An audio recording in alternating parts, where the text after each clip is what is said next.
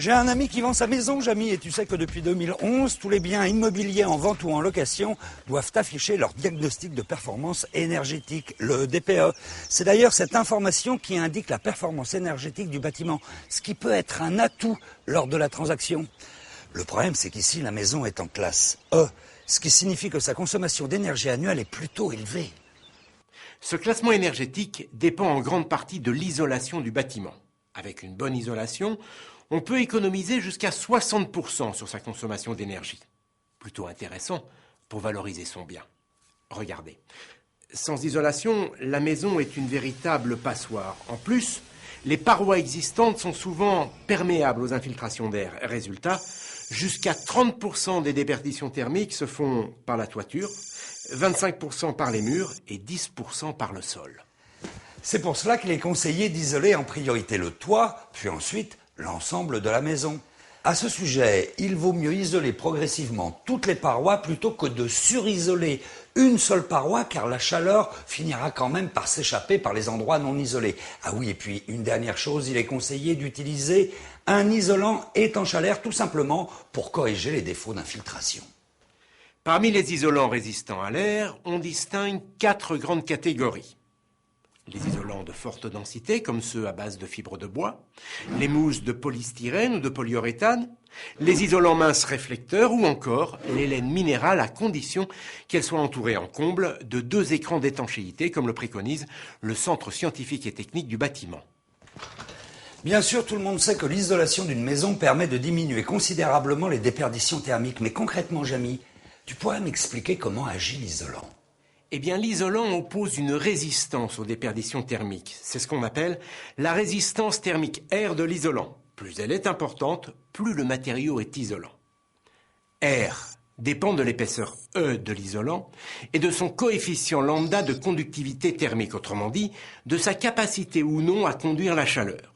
Si on compare 2 isolants de même épaisseur, eh bien c'est celui qui a le plus petit coefficient lambda qui a la résistance thermique R la plus grande. Et si on compare 2 isolants de même coefficient lambda, eh bien c'est celui qui est le plus épais qui a la résistance thermique la plus grande. Maintenant, regardez cet exemple. Une résistance R égale à 2,5 peut être obtenue de 2 manières, soit avec un isolant de 100 mm d'épaisseur et de coefficient lambda égal à 0,04, soit avec un isolant de 75 mm d'épaisseur et de coefficient lambda égal à 0,03.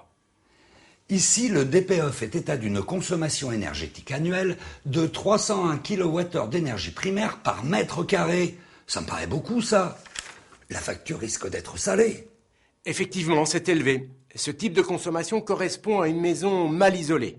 Mais en équipant cette maison avec un isolant ayant une résistance thermique R égale à 3, eh bien sa consommation annuelle va descendre à 139 kWh d'énergie primaire par mètre carré habitable, soit une économie d'énergie de 54%.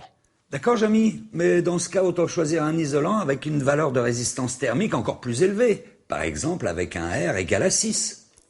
Eh bien, ce n'est pas si simple. En effet, avec un isolant ayant une résistance thermique égale à 6, la consommation énergétique annuelle est de 133 kWh d'énergie primaire par mètre carré habitable.